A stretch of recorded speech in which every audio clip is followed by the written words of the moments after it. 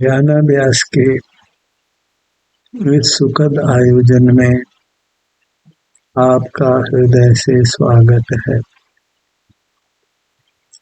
अभिनंदन है, अभिवादन है।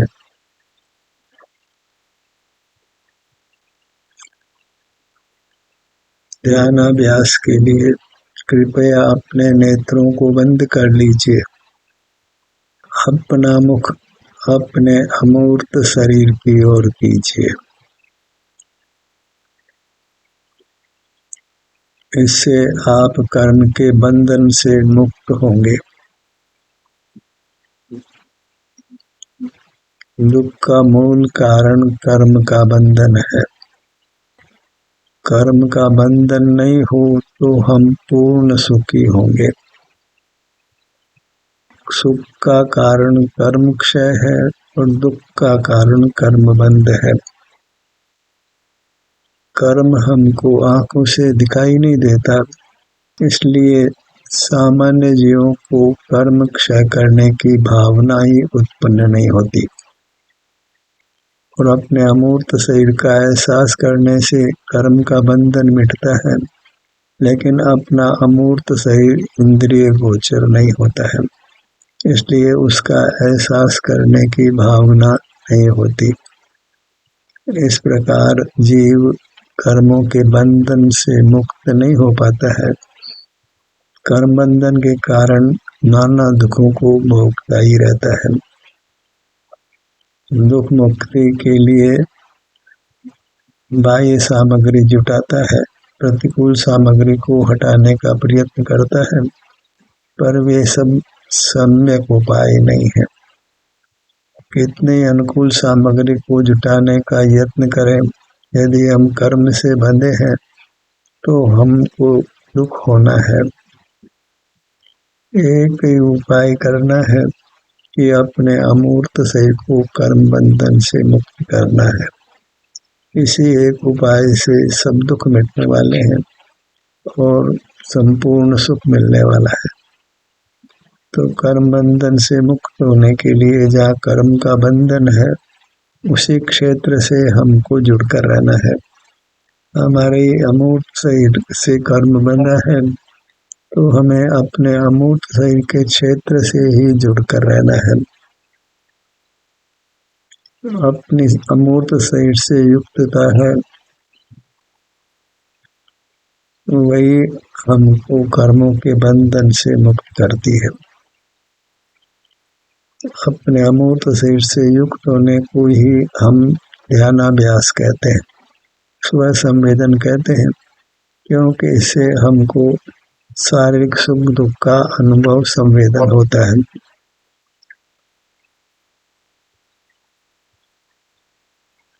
हम कर्म से उस शरीर से बंधे हुए हैं। इस बंधन से हमें अपने अमूर्त शरीर को मुक्त करना है, तो अपने अमूर्त शरीर की संधि में ही हमें जुड़कर रहना है। यहाँ जो भी संवेदना मिले उसको स्वीकार करना है।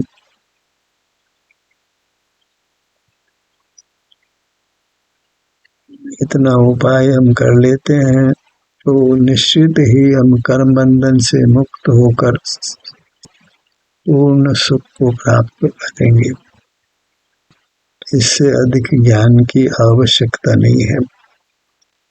इतना ज्ञान तो चाहिए ही कि हमारा अपना अमूर्त शरीर है और वह मूर्त कर्मों से बंधा हुआ है, स्थूल मूर्त शरीर से भी बंधा हुआ है और अपने क्षेत्र से युक्त होकर यहाँ जो भी शारीरिक सुख दुख है उसका यदि हम एहसास करते हैं तो मूर्त कर्म के बंधन से मुक्त होंगे और हमारा सुख व्यक्त होगा।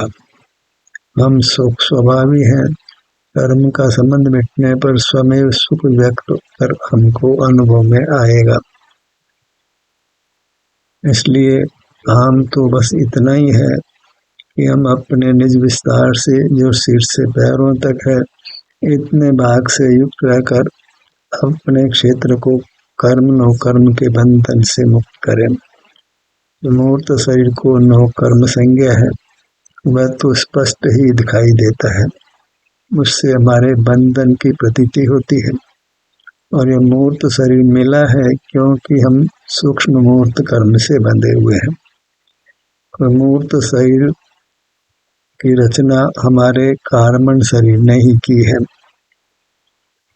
न परमात्मा ने की है, न माता पिता ने की है।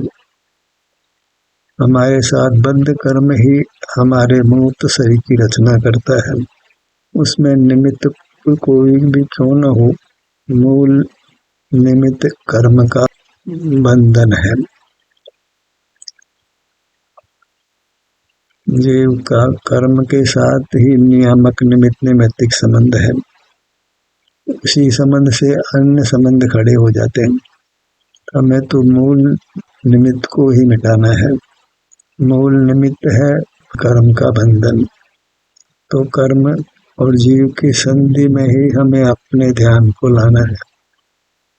इतना ही कर्तव्य है। इससे हम कर्म के बंधन से पृथक होते हैं और पृथक होने पर हमें स्वतः ही अपने सुख का अनुभव होने लगता है। इतनी शिक्षा हमको जैन शासन से मिलती है, क्योंकि ऐसी व्यवस्था अन्य किसी दर्शन में नहीं है। इसलिए जैन धर्म की महानता है, पूज्यता है। हमको अपने जैन धर्म के प्रति आदर भाव होना चाहिए। फिर भी अंधश्रद्धा होना योग्य नहीं है, क्योंकि काल की थपेड़े खा करके हमारे जैन धर्म में अनेकों विकृतियां आ गई हैं। तो उन विकृतियों से हमें अपने आप को बचाना है।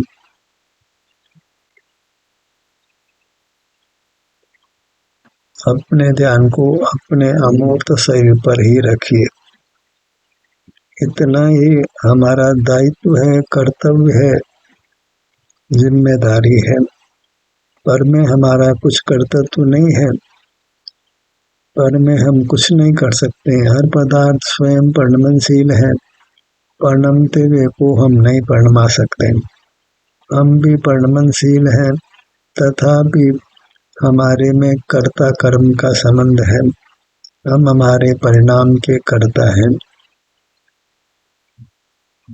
हमारे पास चुनाव भी है कि हम इंद्रिय ज्ञान में रहें या स्व संवेदन में रहें। नियति की बात करना योग्य नहीं है। हमें प्रकट ही हे मार्ग को छोड़कर उपादेय मार्ग को अपनाना है। बहिर्मुख नहीं रहकर अंतर्मुख रहने का प्रयत्न करना है। अंतर्मुख रहने से ही कर्म की संधि टूटेगी और हमें सुख की उत्पत्ति होगी। अपने ध्यान को अपने मुखमंडल पर लाइए।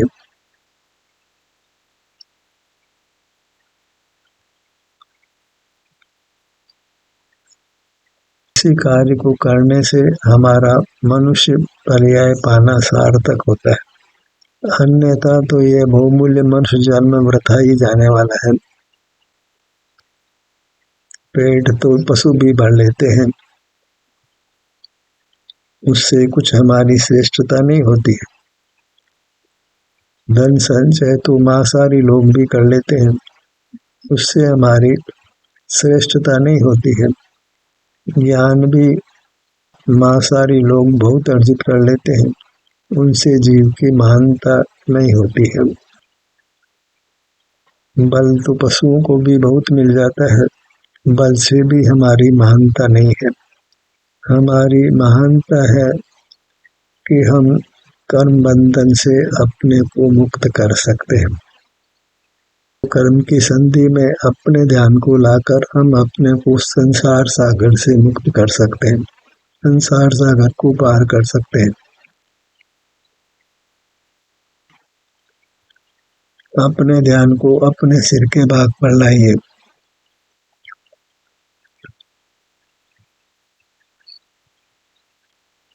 एक काम और अनंत सुख की प्राप्ति है।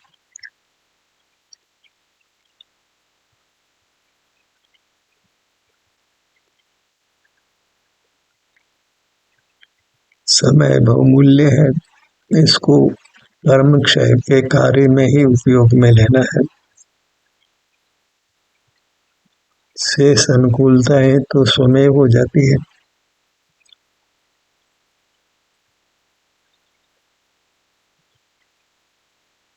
बाह्य अनुकूलताओं को जुटाने का प्रयत्न करते हैं और कर्म की संधि को मिटाने का प्रयत्न नहीं करते हैं, तो बाह्य अनुकूलताएं मिलने वाली नहीं है।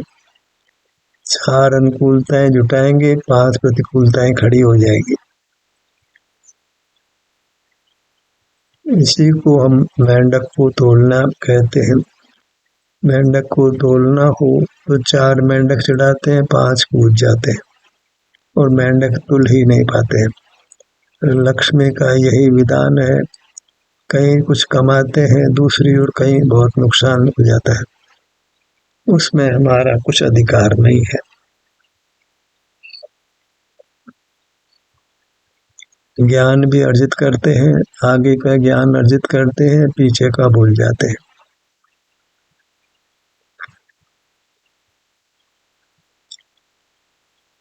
शरीर को स्वस्थ रखने का बाह्य उपाय करते हैं तो भी शरीर में रोग आदि की उत्पत्ति हो जाती है, क्योंकि ये सभी उपाय समीचीन नहीं है। शरीर को स्वस्थ रखने का एक ही यथार्थ उपाय है कि हम अपने शरीर का एहसास करें।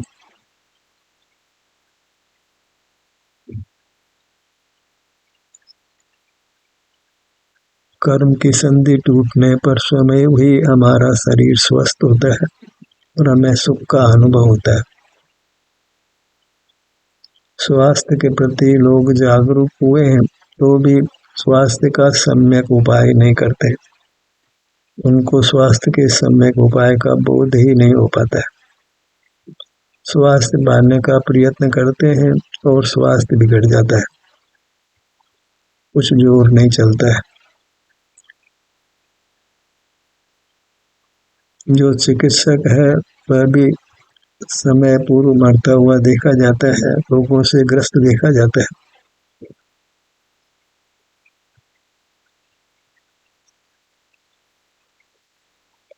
ललाट के भाग पर आइए।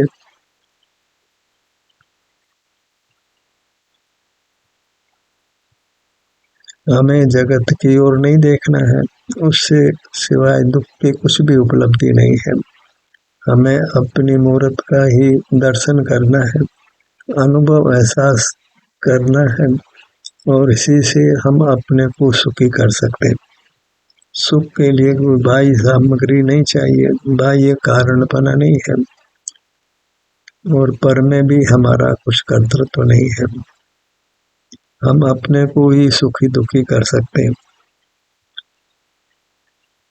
दुख का कारण कर्म नहीं है, दुख का कारण बहिर्मुख होना है, क्योंकि बहिर्मुखता से ही कर्म का संचय होता है। तो एक ही उपाय करना है कि हमें बहिर्मुख नहीं रहना है। बहिर्मुख नहीं होते तो अंतर्मुख होते हैं, अंतर्मुख होते हैं तो बहिर्मुख नहीं होते। अंतर्मुखता का यही विधान है कि हम अपने ध्यान को अपने शरीर के विभिन्न भागों पर लाएं। अन्य कोई अंतर्मुखता का स्वरूप नहीं है। गुरु मध्य पर आइए।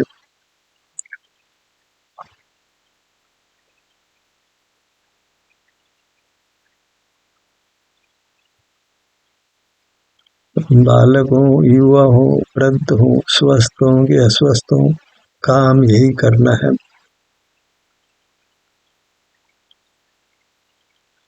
नेत्रों के भाग पर आइए।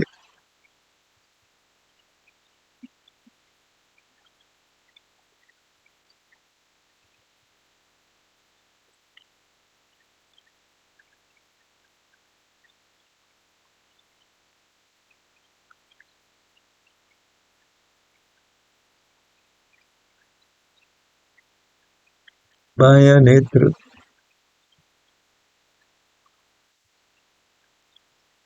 दायां नेत्र।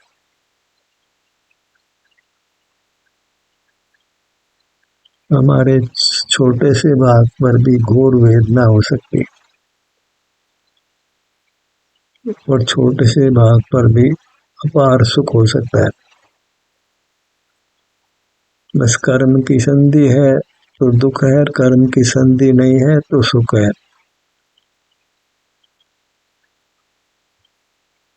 तो सारा प्रयत्न अपने को कर्म बंधन से छुड़ाने का करना है। इसके लिए जहाँ बंधन है वहीं से हमको जुड़कर रहना है। बायां नेत्र, दायां नेत्र, बाएं नेत्र से दाएं नेत्र का भाग। मोक्ष मार्ग को समझकर फिर मोक्ष मार्ग पर चलना है। अनुभव का प्रयत्न करने से मोक्ष मार्ग अच्छी तरह समझ आ जाता है।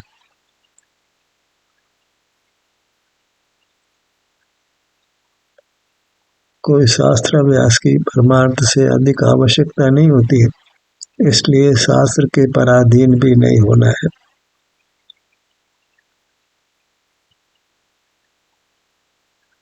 अनुभव करते हुए शास्त्र का अभ्यास करें तो हम शास्त्र से सम्यक भाव ग्रहण कर सकते हैं।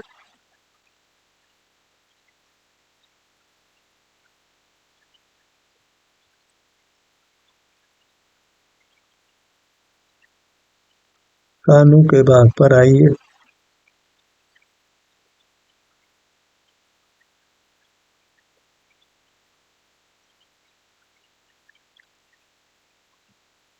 बायां कान, दायां कान। अपना ध्यान जब आप अपने अंगों पर लाते हैं तो ऑब्जर्व करिए कि आपको क्या संवेदना मिल रही है। कुछ शांति हो रही है, कुछ अच्छी अनुभूति हो रही है।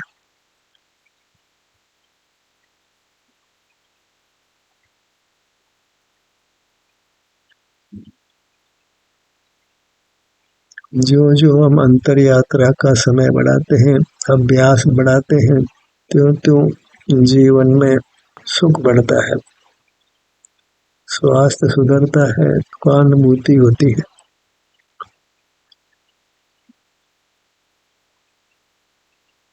नासिका,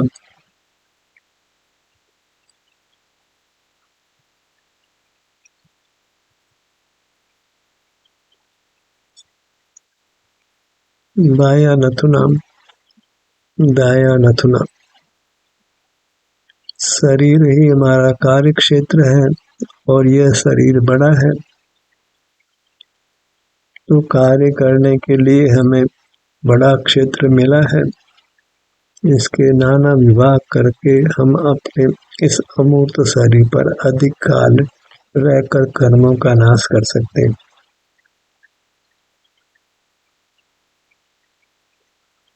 बायां नथुना, दायां नथुना। हर भाग हमको संवेदना देता है, कारण कि हम संवेदना स्वरूप ही है। कर्म बंधन नहीं हो तो हमको सुख रूप संवेदना ही मिलती है।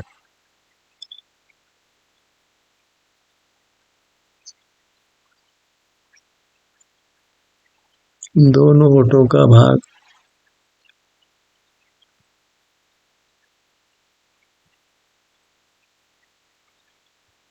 ऊपर का होठ, निचला होठ।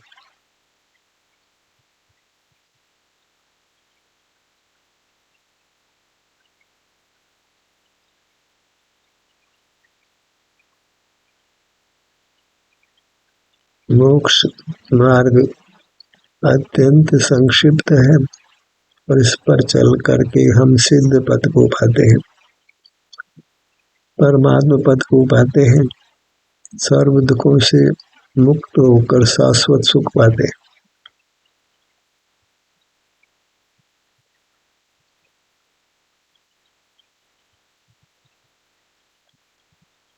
मुख के भीतर ऊपर की दंत पंक्ति,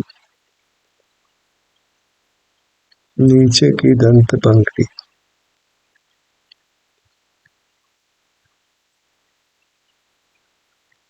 शरीर को स्वस्थ रखने का उपाय यही है कि हम अंतर यात्रा करें। बाह्य उपाय पारमार्थिक उपाय नहीं है। वे भी तभी सफल होते हैं यदि कर्म का बंधन बलवान नहीं हो। कर्म का बंधन बलवान हो तो बाह्य उपाय सब कारगर नहीं होते और हम कष्ट में पड़ जाते हैं। तो मार्ग तो यही रहा कि हम कर्मों के बंधन से अपने को मुक्त करें। जीवा भाग पर आइए।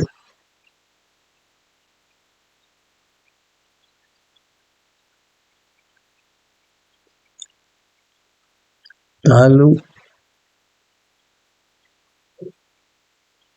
जो दुख का कारण कर्म बंधन को नहीं जानते हैं, वे ही बाह्य उपचार करके अपने रोगों से मुक्त होने का प्रयत्न करते हैं और अधिक कष्टों में आ पड़ते हैं।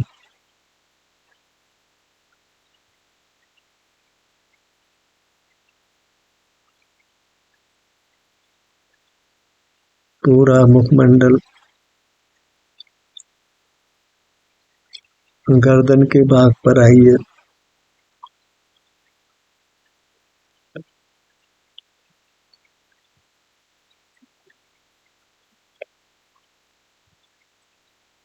हमें पहाड़ भर संवेदन करना है और राई भर बहिर्मुख होना है और उस राई भर बहिर्मुखता को भी मिटा देना है।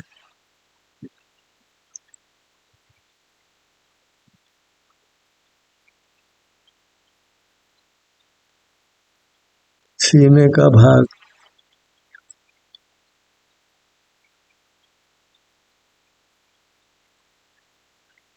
हृदय स्थान,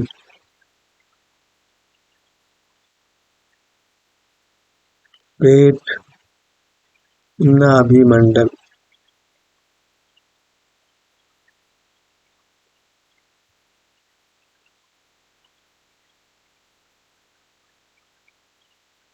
जब अंतर में रहने का पुरुषार्थ करते हैं, शरीर के सर्व ही परिस्पंदन मंद होते होते समाप्त हो जाते हैं और हम संपूर्ण परिस्पंदन से मुक्त होकर अकंप परमात्मा होते हैं।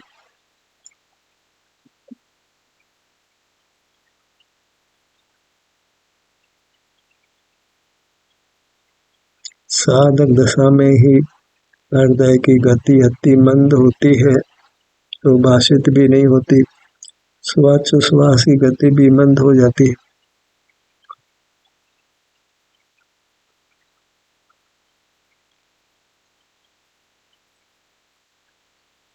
पीठ के भाग पर आइए।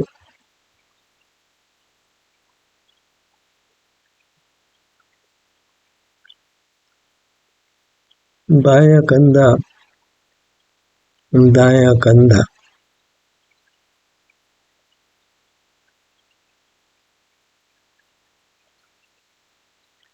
दाई भुजा, बाई भुजा, दायां पैर, बायां पैर,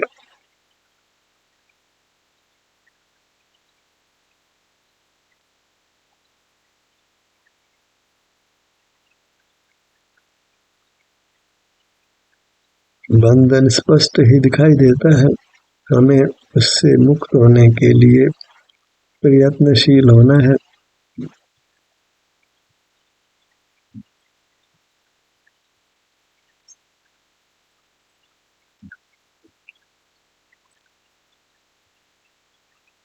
जब अपने से जुड़कर रहते हैं, इसको हम योग कहते हैं, उसी से बंधन मुक्ति होती है। अपने से अपना योग। जब पर को विषय बनाते हैं तो उसको काम भोग कहते हैं, विषय कसाय कहते हैं। उसी से हम नूतन कर्मों से बंधते हैं और नाना दुखों को भोगते हैं। पर को विषय नहीं बनाना है, अपनी मूर्त का ही संवेदन करना है।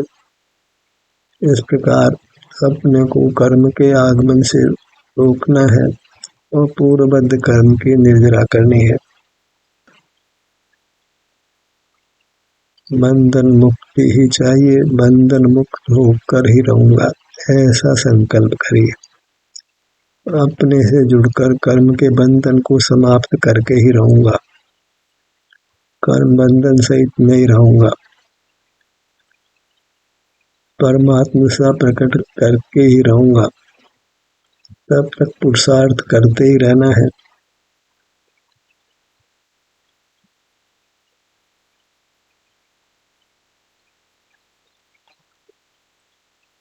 ध्यान का सत्र यही समाप्त होता है। आपकी सहभागिता के लिए धन्यवाद।